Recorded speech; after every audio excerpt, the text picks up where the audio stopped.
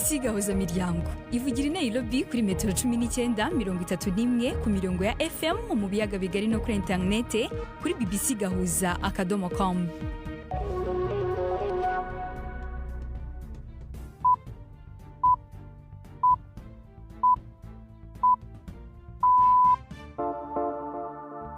Mwiriwe neza abakunzi ba BBC gahuza miryango mbaye ikaze muri aya makuru. Ingingo z'ingenzi amakuru acari bwibando kuri uyu mugoroba turababwira ko M23 ivuga ko yafashe umujyi wa Uvira. Abasirikare b'u Burundi bagenzuraga uwo mujyi bari zaragiye twazihaye ultimatum ko tudashaka kurwana n'igihugu gituranye, ko dushaka kubana n'amahoro n'abaturanyi. Baragiye rero bavuyemo. Naho u Rwanda ruravuga ko rudahungabanya amahoro muri Kongo n'u Burundi nyuma yo gushinjwa n'abategetsi b'ibi bihugu byombi. Ahubwo igihari n'ingazo ngabo 20 zirenga z'u Burundi zibasira umutekano w'abanyekongo, zambutse umupaka zikajya guteza umutekano muke muri Kongo kandi zikabasira n'abaturage bo muri Kongo aribo banyamurenge. Tufitiye n'amakuru y'imikino ndetse n'ikiganiro cy'abagore. Aya makuru ahagarariwe na Chancellor Abimana.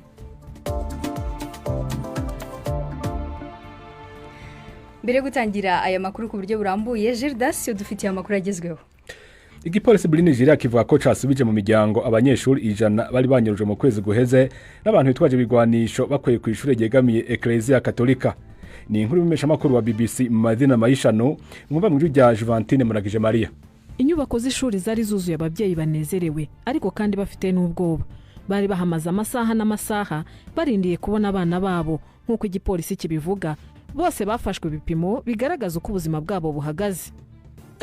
Umukuru watavuga rumwe na leta muri Venezuela Maria Makado yasavye ibihugu bigendera ku ntwaro za demokrasi kugwanira ubwigenge mu ijambo yashikirije igihe yariko araronswa agashimwe k'amahoro kitiriwe Nobel. Iri jambo ryasomwe n'umukobwa wiwe kubera Makado atari bwashike Oslo ahatangwa agashimwe. Muri iryo jambo yavuze ko uhisemo ubwigenge aba atanze intererano ikomeye ku bantu bose ku isi. Iyi ni BBC. Haraciye imisi 3 hariko haraba intambara zikomeye ku rubero ruhuza ibihugu vya Cambodia na Thailand, impande zompi zigakoresha ibigwanisho rutura. Thailand ivuga ko n'imiburiburi abasirikare bayo 5 bahasize ubuzima mu gihe Cambodia yemeza ko hishwe abanyagihugu bayo 9. Umuvugizi wa leta ya Thailand Jirayo Hwangsap yavuze ko aho ibintu bigeze bisa nkaho atanzira yo kumvikana igisigaye. I have to say that novuga ko inzira yo guhagarika intambara ubu yagabanutse cyane. Umuntu yovuga mbere ko yugaye kubera murabizi Thailand iguma ivogegwa, Cambodia iguma ihonyanga amasezerano yo guhagarika intambara. Leta ya Republika ya Demokarasi ya Kongo ivuga ko yategetse ingabo zayo kutivuna umuhari uyigwanya M23 mu gihe uriko uratera intambwe zikomeye mu gisagara ca Uvira, akarere ka nyuma kari gasigaye katarafatwa mu buseruko bw'ico gihugu. Leta ya Kongo isigura ko yashatse kwirinda ko abasivile bahasiga ubuzima. Igice kinini c'ingabo za Kongo cavuye aho muri Uvira nubwo abanyagihugu baba muri ako karere bavuga ko intambara zikibandanya. Amwe mu makuru avuga ko u Burundi busanzwe ari inshuti ikomeye ya Kongo, bwugaye umupaka inyuma yaho abantu ibihumbi n'ibihumbi bahungiye berekeza muri ico gihugu. Latifa. Urakoze cyane Gerdas.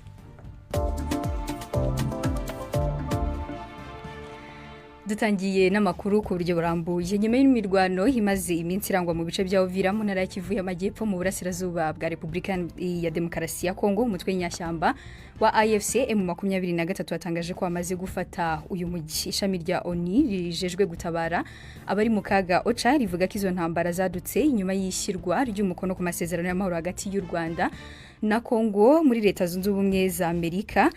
Izi ntambara zikaba zimaze guhitana abantu barenga 70, abandi ibihumbi bakaba baravuye mu byabo. Mu kanya gashize maze kuvugana n'umuvugizi wungirije w'uyu mutwe Dr. Oscar Barinda, ntangira mubaza niba koko bamaze gufata Uvira. Yego, Uvira yabaye ngombwa ko tuyigeramo yuko abaturage bari bamerewe nabi. Muzi neza ko mu mujyi wa Sange ingabo za leta FARDC hamwe n'abawazalendo aribo b'abaturage bahawe ibikoresho by'intambara kandi batarabyigiye. Muzi ko basubiranyemo. Byabaye ngombwa ko duhaguruka tugatabara abaturage tukagarura amahoro n'umutekano ku bakongomani bose. ese ko hari amakuru avuga ko abaturage bari imbere muri Uvira avuga ko hacyumvikana amasasu urusaku rw'amasasu ndetse na guverineri akaba avuga ko ingabo za leta zicyagenzura ikemeza ko ari mwe muhafite ni iki kugeza ubu? Icyo tuzi nuko ingabo z'u Burundi zo zakuyemo akarenge, zaragiye twazihaye ultimatum ko tudashaka kurwana n'igihugu gituranye, ko dushaka kubana n'amahoro n'abaturanyi. Baragiye rero bavuyemo, hasigara rero izo ngabo za leta ziri gusubiranamo n'ayo mabandi y'abazalendo. Abo bakongomani bose twabahamagariye kuzana intwaro bakazizana ku basirikare ba ARC bakabayobora icyo bagiye gukora. Ushaka gukomeza igisirikare azakijyamo, ushaka gusubira mu buzima bwa giturage bwa gisivile nabyo bazabimukorera. Ko mwabasabye ko bagomba kugarurira izo ntwaro bafite, ese nibiramuka bidashobotse noneho biraza kugenda bite? Oya, tuzazibambura. Ubu mu magambo make icyemeza noneho ko muhafite ni iki, ku buryo muvuga muti turahafite ikibyemeza ni iki? Urashaka nkohereze ifoto yawe iri ngoma se ari imbere y'inzu ya meri ya Uvira? Ifoto irahari, twagezemo, ubu turimo turahamagarira, turatanga ihumure ku baturage bose bagaruke mu byabo batangire ubuzima bushyashya. Barinda, ubu mwageze ku mpaka w'u Burundi kandi mwavuze ko mubo muri kurwana nabo harimo n'abarundi, ese murakomeza mu Burundi cyangwa muraguma Uvira? Oya, nari maze kubwira ko twe dushaka kubana neza n'abaturanyi, dushaka kubana neza nk'abaturanyi kuko tubana ni Uganda, hari Bunagana, ko tubana n'u Rwanda hano za Rubavu, kuko tugiye kubana n'u Burundi hariya i Uvira. Hari abavuga ko muhohotera abaturage musanze aho mwafashe bigatuma bamwe bahitamo guhunga, byo mwabivugaho iki? Oya, biriya no kubeshya, yuko naha turi Goma n'ahandi twabanjiriza Bunagana hose abaturage baragaruka, bahita bagaruka. Erega uretse n'abaturage n'inyamaswa muri parike ya Virunga ubu ngubu ukareba izari zarahunze zose zaragarutse. Rero buri muntu areba aho amahoro ari, aho umutekano we uri. Basagaruka bafite ibintu byabo hariya Uvira, basagaruke basubire mu mazu yabo, basubire mu bucuruzi bwabo, mu mirimo yabo bakore. Icyo nakubwira nuko babaturage bari barafashwe ugwate hano mu nkengero za Goma, bari muri za nkambi iz'abakuwe mu byabo n'intambara za Kanyarukinya, za Mugunga, za Bulengo, abo bantu nibo bari kugaburira umujyi wa Goma ubu. Harabahunze kuko harabambutse umupaka bakajya Bujumbura, ariko tuzi neza ko mu minsi mike bari bugaruke bagasubira mu gihugu cyabo. Uwo yari umuvugizi wungirije w'umutwe wa AFC mu 23 Dr. Oscar Barinda. Mu Burundi urujya n'uruza rwahungabanye ku muhanda uva mu mujyi wa Bujumbura werekeza ku mpaka wa Gatumba, aho Burundi buhana imbibi na Kongo nyuma y'intambara zirangwa muri icyo gihugu zimukiye mu mujyi wa Uvira uhana imbibi n'u Burundi. Minisiteri y'Ububanyi n'Amahanga y'u Burundi yagiriza u Rwanda kugira uruhare muri izo ntambara. Iyi nkuru reka tuyibaze mugenzi wacu Patrick Waso.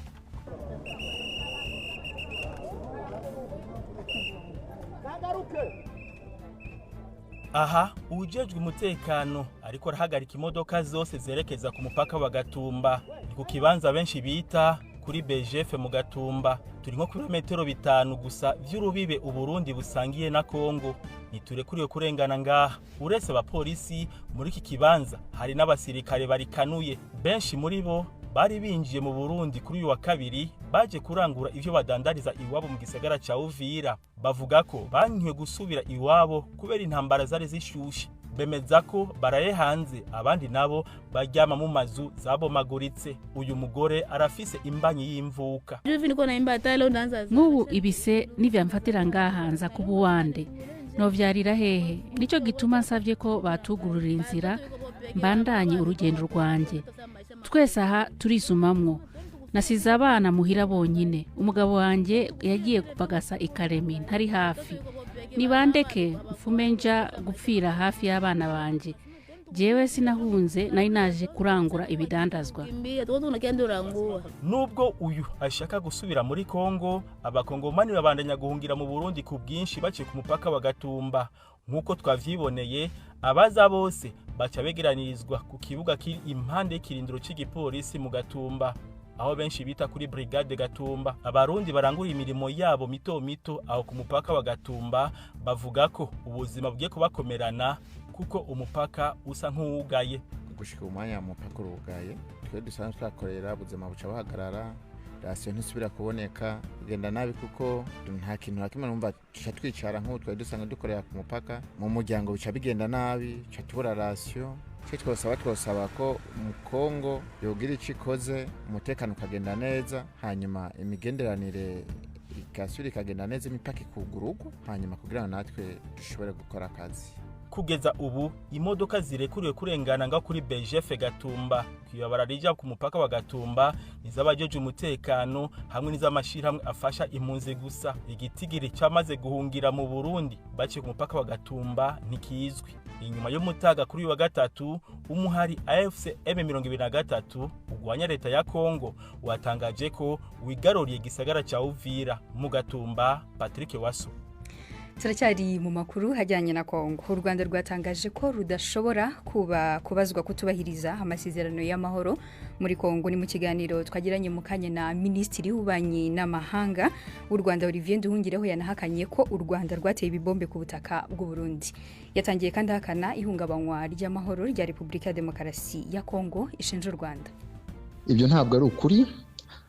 Tumaze igihe tuvuga ibibera iburasirazuba bwa Kongo, aho ingabo za Kongo zifashishije indege zazo ndetse n'utudege twitwara twa attack drones zirasa ibirindiro bya FC M23 ku buryo bunyuranyije n'agahenge kashyizwe umukono.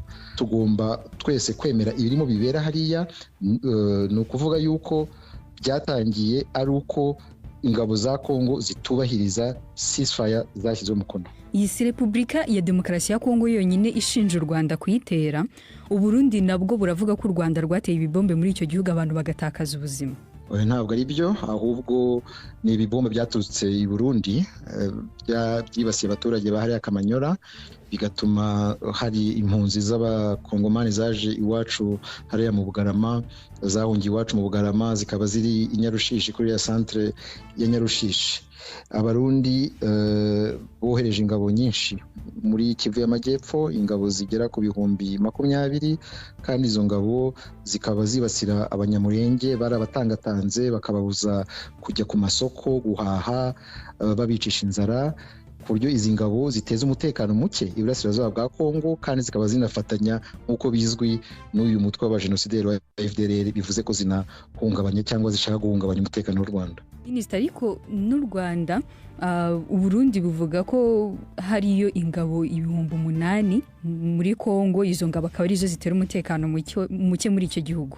Ibyo ntabwo ari byo, ahubwo igihari ni ingabo ngabo 20,000 zirenga z'u Burundi zibasira umutekano w'abanyekongo. Ni ingabo z'u Burundi zambutse umupaka zikajya guteza umutekano muke muri Kongo, kandi zikabasira n'abaturage bo muri Kongo aribo banyamurenge. Na raporo UN yasohoye yagaragaje ko u Rwanda rufite ingabo ziri hagati y'6,000 n'8,000. Minisitiri, mwabivuga iki? Izo raporo za UN za kanama kita k'impuguke zone zisanzwe, mbere yo kujya kubara abo basirikare b'u Rwanda bavuga ko bari muri Kongo, kuki bataratubarira abasirikare ba FDLR bari muri Kongo ngo batubarire abasirikare b'Abarundi, batubarire abandi basirikare n'abacanshuro bo muri Colombia bari muri Kongo? Ese bariyo koko Minisita? Ibyo twarivuze kenshi, ntabwo abasirikare bacu bariyo. Twavuze ko dufite ingamba z'ubwirinzi zigamije kurengera igihugu kubera ibi bitero bya FDLR ishyigikiwe na leta ya Kongo. Minisita, umuntu yakwibaza ese n'impamvu iki ituma u Rwanda rukomeza gushinjwa n'amahanga ko rufite ingabo muri Kongo? Ibyo ni ibintu bisanzwe bimaze igihe, kandi n'ayo mahanga n'ibyo bihugu iyo tuganiriye nabyo tukabibwira iby'ibyo bitero bya guverinoma ya Kongo, izo ndege, izo drone, abo bacanshuro, babimera ko yari ikibazo koko kiriho, ariko ntihagire igikorwa. Uwo yari Minisitiri w'Ububanyi n'Amahanga w'u Rwanda Olivier Nduhungirehe. Ndabona ibitekerezo ari byinshi ku mbuga nkoranyambaga. Abaturage baravuga iki? Latifa, inkuru yavugarutsweho cyane ni igaruka ku mutekano mu burasirazuba bwa Kongo, aho Lambert Kura yagize ati ese iyo Wazalendo, Mai n'andi mashami ya FARDC abarundi bakorana nayo ku nyungu zabo? Rero intambara si nziza na gato, binanije iki ngo tubana amahoro? Uwitwa Kalem Gatare yabajije ati cyakora abo bazungu bigize abajumba ba Afrika nibo dukwiye guhaguruka tukarwanya byanyabyo, gusa ubuvira igiye gutekana. Nkurunziza Leonidas yagize ati nibahafate kuko barondera ubwigenge bwabo. Tshisekedi nabahebereye harya bafashe atwara hasigaye. Umutabazi Jean Sauveur yavuze ati nta muntu ku isi wabasha guhagarika intambara y'abantu barwanira uburenganzira bwabo bwo kubaho, muzaba mumbwira. Uwitwa Ruzindana Eric yanditse ngo mwumva mutinze kabisa, nta ngabo z'u Rwanda ziri muri DRC, gusa zinagiyeyo mukemura icyatuma zijyayo ntizaba zikigiyeyo. Nimureke kunyica BBC, none u Rwanda rucyura ingabo zitariyo ko ruguma ruvyiyama. Latifa. Urakoze cyane Giselle.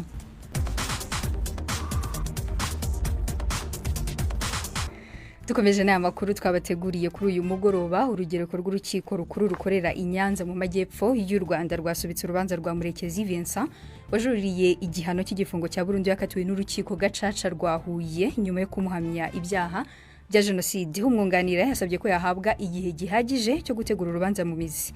Murekezi yoherejwe mu Rwanda n'igihugu cya Malawi mu mwaka wa 2019 ngakurikiranwe kuri ibyo byaha we aburana ahakana. Umunyamakuru wa BBC Yves Bucyana yari mu rukiko hadutegurira inkuru ku buryo burambuye.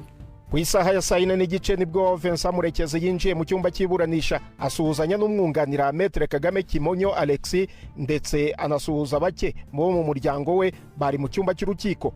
Kuri uyu wa gatatu nibwo urubanza rwa Vincent Murekezi rwagombaga gutangira kumvwa mu mizi. Gusa umwunganira yasabye igihe cyo gutegura urubanza. Maître Kagame Kimonyo Alexis yasobanuye ko dosiye ya Murekezi ari nini cyane ko bimusaba igihe cyo kuyitegura neza kugira ngo yinjire mu rubanza mu mizi.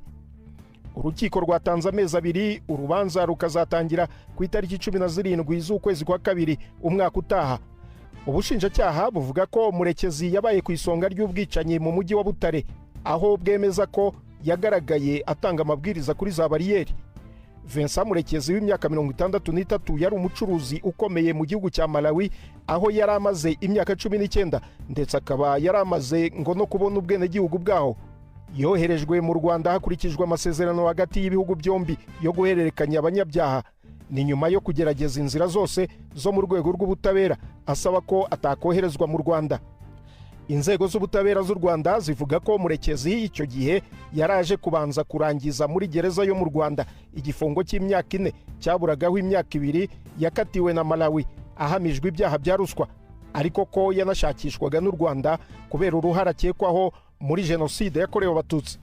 Mu mwaka wa 2008 Vincent Murekezi yakatiwe adahari n'urukiko gacaca rw'umujyi wa Butare ubu no mujyi wa Huye igihano cy'igifungo cya burundu nyuma yo guhamwa n'ibyaha bya jenoside, igihano yajuririye. Yves Bucyana, BBC Gahuzamiryango i Nyanza.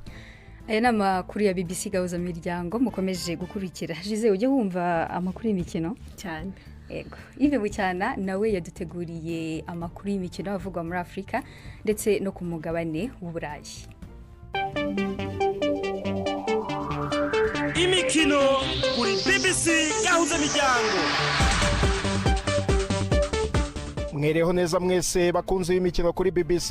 Ayuyu munsi aribanda ku mikino ya Champions League ku mugabane w'Uburayi. Umutoza wa Real Madrid Xabi Alonso aravuga ko mu ikipe ye bafite ubumwe ari we n'abakinnyi ndetse n'ubuyobozi bw'iyo kipe, mu gihe mu masaha make ari imbere muri ijoro Real Madrid icakirana na Manchester City. Real imaze iminsi idahagaze neza muri shampiyona ndetse mu minsi mike ishize yatakaje umwanya wa mbere mu mpera z'icyumweru ikaba yarahondaguwe iwayo na Celta Vigo 2-0 bituma intebe y'uyu mutoza itangira kudigadiga. Ku munsi w'ejo rutahizamu Kylian Mbappe ntiyakoze imyitozo kubera imvune, byongera isukari kuzamuka mu mibiri y'abatari bake mu bakunzi ba Real Madrid. Gusa ariko birashoboka ko uyu munsi yaza kugaragara mu kibuga. Mbappe w'imyaka 26 niwe Real Madrid iri kugenderaho cyane muri iki gihe kuko amaze kuyitsindira ibitego 26 kuva umwaka w'imikino watangira. Ariko kandi ikipe yugarijwe n'imvune cyane cyane mu bakinnyi bayo bugarira izamu. mu yindi mikino iri bube Arsenal iragerageza kwibagiza abakunzi bayo ibitego 2-1 yakubiswe mu mpera z'icyumweru na Aston Villa ubwiraba iri kwa Club Brugge mu Bubiligi. Iyi Club Brugge yahuye n'amakipe 12 atandukanye yo mu Bwongereza muri iki gikombe, ariko n'ubwa mbere igiye gukina na Arsenal. Mu mikino 18 iheruka ya Brugge n'amakipe yo mu Bwongereza yatsinzemo umukino umwe gusa, itsinda Aston Villa umwaka ushize. Ku bindi bibuga, Karabakh yo muri Azerbaijan irakina na Ajax yo mu Buholandi, Villarreal ihure na Copenhagen, Athletic Club yo muri Espagne irabiri mu rugo kwisobanura na Paris Saint-Germain. Ni mu gihe Benfica ya Mourinho icakirana na Napoli ya Antonio Conte. Borussia Dortmund irakira mu rugo Bodo Glimt yo muri Norvege. Juventus nayo ikine na Pafos yo muri Cyprus, naho ikipe ya Newcastle irabiri hanze gukina na Bayer Leverkusen. Mu mikino yarayikinwe kera kabaye Liverpool yarayitsinze ikubitira hanze 1-0 ikipe ya Inter Milan. Uyu nundi mukino wa kane rutahizamu wayo Mo Salah atagaragayemo. Ubu ibintu birashyushye hagati ya Mo Salah na Liverpool nyuma yo gutangaza ko hari umuntu utamushaka muri iyi kipe. Amagambo ye yakuruye umwuka mubi mu buryo ahazaza he mu ikipe ya Liverpool hatangiye gushidikanywaho. Chelsea nayo yongeye gutakaza ubwo yatsindwaga na Atalanta yo mu Butaliyani ibitego 2-1. Tottenham yo yanyagiye Slavia Prague 3-0. Bayern Munich ishota Sporting Lisbon 3-1, naho Barcelona itsinda bitayoroheye ikipe ya Frankfurt 2-1. Ayo niyo y'imikino nabahitiyemo uyu munsi. Gendi Yves Bucyana. BBC gahuza miryango muri Afrika no kwisi yose. Ubu turi ku isaha y'isa moya ni minota 51 i Nairobi muri Kenya ni saa 12:51 mu Rwanda no mu Burundi. Ubu ni umwanya wo kumva ibizaba bikubiye mu kinamico urunana cyo ku munsi w'ejo kwa kane.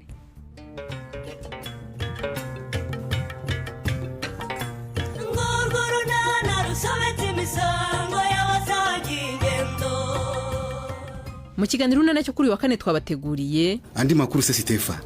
Turaho ni ibisanzwe. Oya ndashaka kumenya avuga Nyarurembo. Nayabwirwa n'ikize ko nirirwa kugikwa. Nkakivaho nshaha ngaha ninywera kamwe ubone nkahita nitahira. Ku buryo nakuvugaho utayazi rero. Njyewe se wowe nyine. Ni saa 12:45 kuri BBC.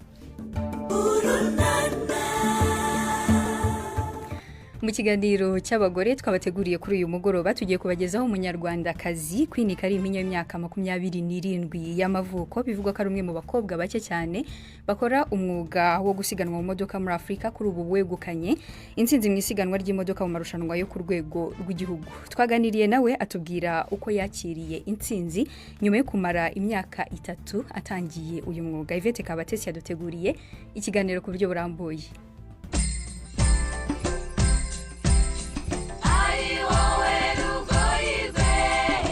Queen Kalimpinya ni umunyarwandakazi w'imyaka 27 y'amavuko. Bivuga ko ari umwe mu bakobwa bake cyane bakora umwuga wo gusiganwa mu modoka muri Afrika. Uyu mukobwa wigeze no kwitabira amarushanwa y'ubwiza yarazwi nka Nyampinga mu 2017, ayasoza ari igisonga cya gatatu, ari naho yaje kuvana akazina ka Miss Queen. Kuri ubu rero akaba yegukanye intsinzi ya mbere mu isiganwa ry'imodoka mu marushanwa yo ku rwego rw'igihugu. Twaganiriye nawe atubwira uko yakiriye intsinzi nyuma y'imyaka 3 atangiye umurimo. Ni ibintu twishimiye cyane cyane ko mba ntari njyenyine, tuba twarafatanyije n'ikipe yose kugira ngo tubigereho. Kuva natangira gukina imyaka 3 ishize n'umwaka wa 3 nari nitabiriye shampiyona yose. Rero twishimiye cyane ko twari tumaze igihe kinini tubiharanira.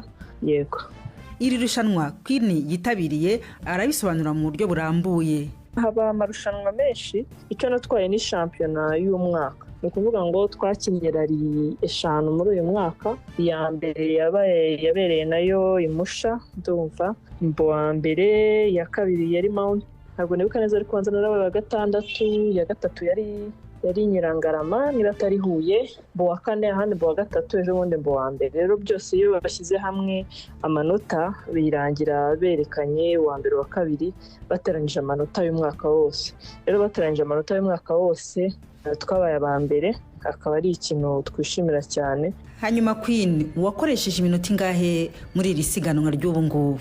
Kuri irari ya nyuma iheruka ndumva ari isaha n'iminota 30 uwankurikiye namusigaga iminota 30 ariko si ukuvuga ko ariyo mba namusize neza haba harimo n'amapenaliti yo wakoze ikosa bakaguhana baguhanisha kongera iminota mu yuba wakoresheje ariko nanjye barayinyongereye. Queen Karimpinya si ubwa mbere yitabira amarushanwa yo gusiganwa ariko ntiyajyaga abona amahirwe yo gutsinda. Kuri iyi nshuro arasobanura icyatumye yegukana intsinzi. Navuga ko kuri uyu mwaka nagize abafatanyabikorwa beza, nagize garage 80% niba ariko navuga yarari n'imodoka ubukinisha imodoka.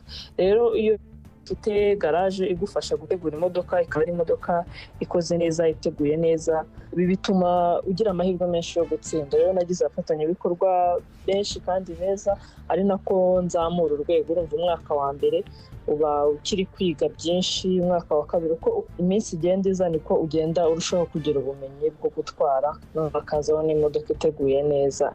Navuga ko aribyo byamfashije.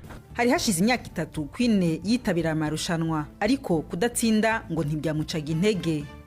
Hoya icyo ukunze buriya kigeraho kikagukundira ibintu byose bifata igihe. Nta mwana uvuka ngo yuzure ingobyi. Rero ikintu cyose nabonaga kitagenze neza nagifataga nko kwiga. N'ubu ngubu haracyari byinshi biri kwiga ubwanshije. Ahubwo n'ubwa mbere nkinarari bwa mbere nk'umukopilote twabaye abanyuma aho nibaza ko ariho nari gucikira intege bwa mbere ariko ntabwo byanciye intege ahubwo byanteye imbaraga zo gukomeza ndeba icyo kitagenze neza kugira ngo gikosoke noneho ubutaha bizagende neza. Gutsindwa ni ingenzi mu buzima bigufasha ahubwo gutsinda.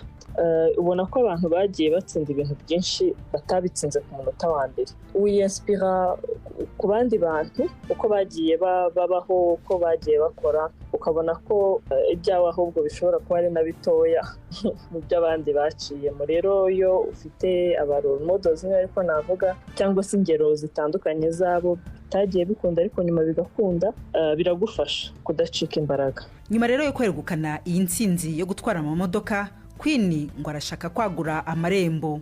Ubu turifuza kwitabira amarushanwa mpuzamahanga tugatangira guhagararira u Rwanda mu mahanga. Miss Queen Karimpinya umukobwa wihebeye umwuga w'isiganwa ry'imodoka akaba yarigeze no kwitabira amarushanwa y'ubwiza azwi nka Nyampinga. Amahoro rero n'amahirwe kuri we ni na hano dusoreje. Muramuke neza. Mbere yo gusoza aya makuru reka twongere twumve amakuru agezweho twe twateguriye na Jedas. Ndabibutse yuko leta ya Republika ya Demokarasi ya Kongo ivuga ko yategetse ingabo zayo kutivuna umuhari uyigwanya M23 mu gihe uriko uratera intambwe zikomeye mu gisagara ca Uvira, akarere ka nyuma kari gasigaye katarafatwa mu buseruko bw'ico gihugu. Leta ya Kongo isigura ko yashatse kwirinda ko abasivile bahasiga ubuzima. Igipolisi muri Nigeria kivuga ko casubije mu miryango abanyeshuri 100 bari banyurujwe mu kwezi guheze n'abantu bitwaje ibigwanisho bakuwe ku ishure ryegamiye Ecclesia Katolika. Umukuru watavuga rumwe na leta muri Venezuela Maria Macado yasavye ibihugu bigendera ku ntwaro za demokrasi kugwanira ubwigenge mu ijambo yashikirije igihe yariko araronswa agashimwe k'amahoro kitiriwe Nobel. Iri jambo ryasomwe n'umukobwa wiwe kubera Macado atari bwashike Oslo ahatangiwe agashimwe. Muri iryo jambo yavuze ko ubuhisemwe ubwigenge abatanze intererano ikomeye ku bantu bose ku isi. Haciye imisi 3 hariko haraba intambara zikomeye ku rubibe ruhuza ibihugu vya Cambodia na Thailand, impande zompi zigakoresha ibigwanisho rutura. Thailand ivuga ko n'imiburiburi abasirikare bayo 5 bahasize ubuzima mu gihe Cambodia yemeza ko hishwe abanyagihugu bayo 9. Latifa. Gildasi arakoze cyane niwe utugejeje ku musozo w'aya makuru twe twabateguriye kuri uyu mugoroba barikiye gukomeza gukurikira ibiganiro bitandukanye bya BBC Gahuza Miryango mwadusanga ku mbuga nkoranyambaga zacu zitandukanye Facebook na X BBC Gahuza ndetse no kuri website yacu bbcgahuza.com mwari kumwe nanjye Latifa Mutesi aya makuru yarahagarariwe na Chancellor Abimana ndetse kwanga bw'ibyuma twabanye na David Kinyanjui.